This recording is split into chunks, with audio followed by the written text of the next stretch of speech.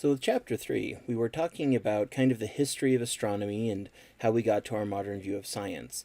Chapter 4 kind of begins with that same kind of story arc, where we're heading with the story of how things happened. So our next major player is Isaac Newton. As you may recall when we talked about the scientific method, one of the goals of science is to be able to predict. Now originally, we want to be able to predict using our hypotheses to help us get an idea and figure out if our ideas are correct. However, if our ideas keep working out, then we can use predictions to help us know what's going to happen in the future. Well, Isaac Newton was able to define 3 laws that help us understand the motion of objects. How does it they're going to move? Something else that Newton was able to do was to show that the physical laws that apply on the Earth also apply out in the heavens. If you remember last time, we mentioned that anciently people viewed the Earth and the heavens as distinct and separate, that there were certain laws that applied to the Earth and there were certain laws that applied to the heavens. Isaac Newton actually was able to show that that's not the case, that the same physical laws that apply here on the Earth also apply out there in the heavens, or what we now refer to as space. Well, before we can start talking about the laws of motion and then later the law of gravity, we have to get some vocabulary down. Okay, so our first vocabulary word for today is speed. Okay, speed is simply how fast something is going. Usually, we talk about speed as a distance in an amount of time, how far something goes in a given amount of time. For example, the speed limit on I-15 in Orem is 70 miles per hour. You're allowed to go 70 miles in 1 hour. If you go farther than that in 1 hour, then you are going too fast, your speed is too high, and you've technically broken the law. I know what you're thinking, you can get away with a lot faster than that. That's true, I'm just telling you what the law says, not what you can actually get away with. Okay, so speed is how fast something is going. Our second term is velocity. Now, in everyday language, we often use velocity and speed interchangeably. It doesn't matter which one you use, most people understand what you're going to talk about. However, we are dealing in physics and astronomy, which means they have specific definitions and we need to be careful with the terms we are using. So velocity is related to speed, but it is not exactly the same. Velocity is both speed and direction. If it does not include direction, it is not velocity, it is only speed. So, for example, if I tell you that we're going 70 miles per hour, I've only given you speed. I have not given you the velocity. If I tell you I'm going 30 miles per hour north, now that I've included direction, it is velocity. And it doesn't even have to be north. We could say 30 miles per hour toward Salt Lake. Something like that would also indicate direction and then also would therefore be a velocity. Now the last term we need for right now is acceleration. Now in everyday language, acceleration means speeding up, or specifically an increase of speed. Now that is, again, not the way we're going to be using it in our physics and astronomy course.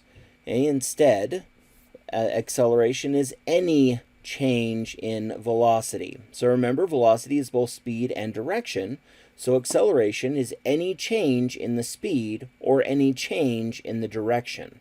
Okay, so acceleration is a change of speed or direction. So it is not just speeding up. So to help us understand the relationship between acceleration and velocity, we have these 3 scenarios.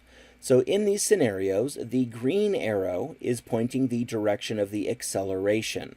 In other words, it's going to be pointing in the direction that the velocity is changing. And the red-orange arrow is the velocity, the direction that the car is already moving. So in this first scenario, we have the acceleration in the same direction as the velocity.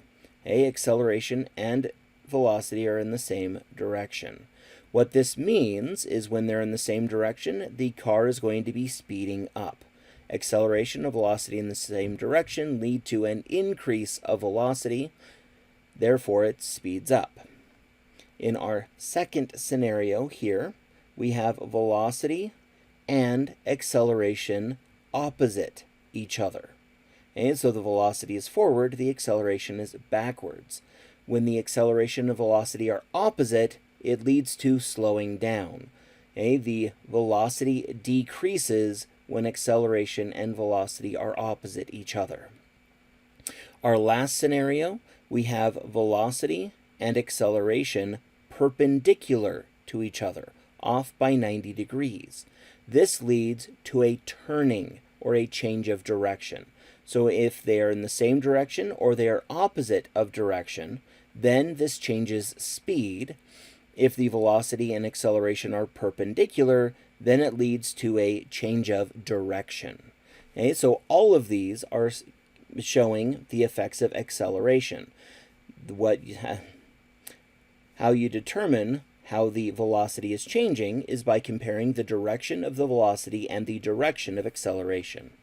If acceleration and velocity are in the same direction, it speeds up. If velocity and acceleration are opposite each other, it slows down. And if the velocity and acceleration are perpendicular, then it changes direction.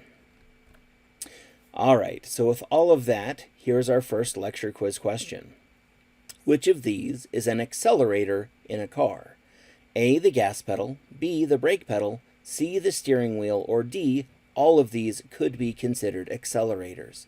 Go ahead and think about it, and we'll discuss in just a bit.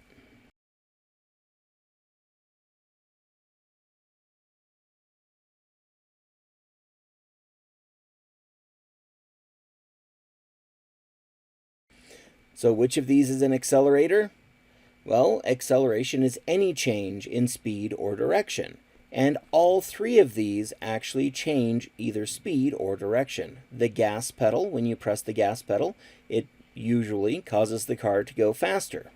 The brake pedal causes the car to slow down, and the steering wheel leads to a change of direction. So all of these lead to an acceleration, so we could consider all of these as an accelerator. In other words, on the next time you're out on a hot date and you're driving, turn to your hot date and say, hey, check this out, I'm going to accelerate, and then turn a corner. You can see just how fast you can end a date in that case.